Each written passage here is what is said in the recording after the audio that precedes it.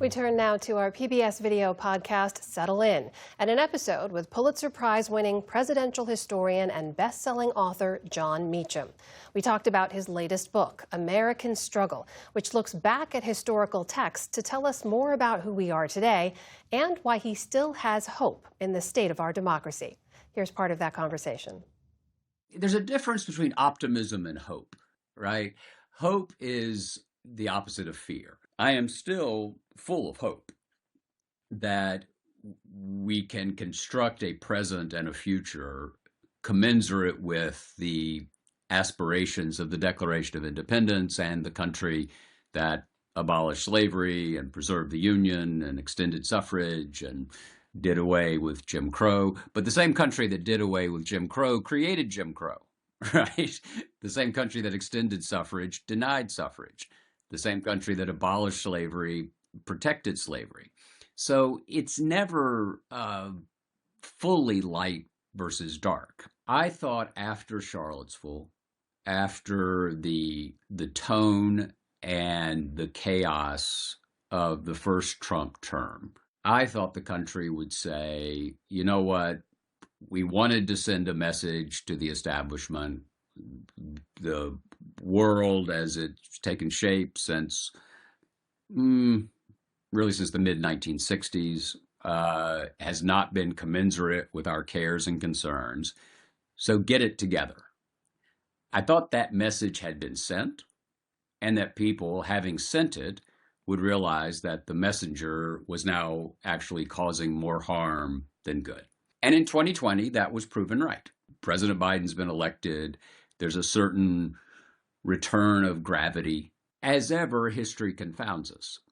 Human nature confounds us. Because in the midst of that return of gravity was the introduction, to shift metaphors, of a particularly devastating virus into the body politic, which is the denial of full, free, and fair elections if you don't like the result. And so the undermining of trust in the ways in which the will of the people is expressed was something I didn't foresee. It's worth noting you're close to President Biden. You've called him a friend. You've called him an American hero. You advised him on his speeches. Understanding there were a lot of other forces at play, the pandemic, as you mentioned, and a lot of other things happening in the country bubbling up for a generation at least.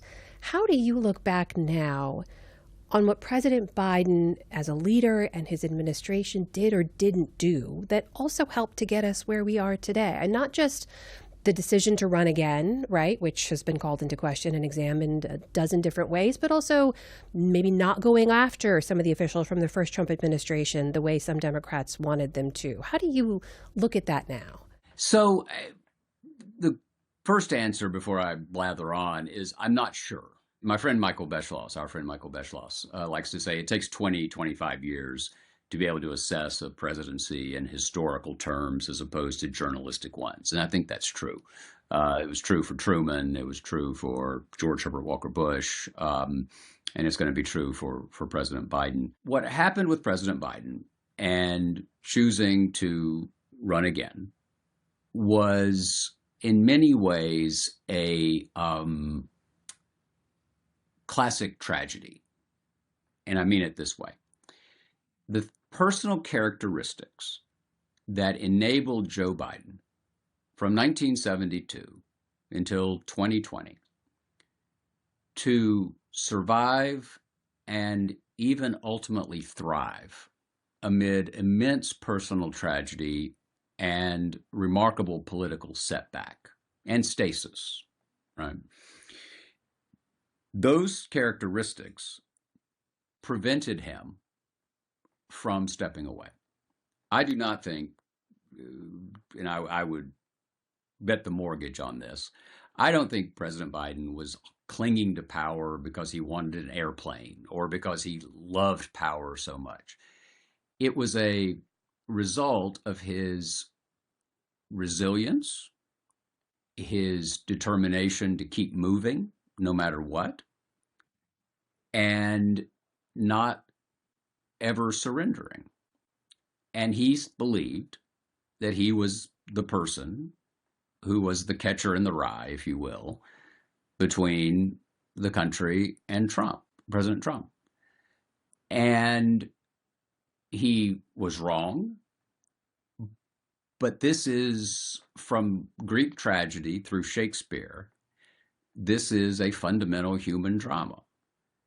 The characteristics that propelled him to the pinnacle of power prevented him from doing what he needed to do to step away from it. Do I wish that history had turned in a different way? Do I wish President Biden had made different decisions in his last 2 years? Absolutely.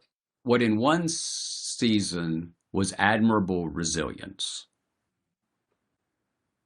became, in a different season, a blindness to reality. And you can watch that full episode of Settle In on our YouTube page or wherever you get your podcasts. Support journalism you trust. Support PBS News. Donate now, or even better, start a monthly contribution today.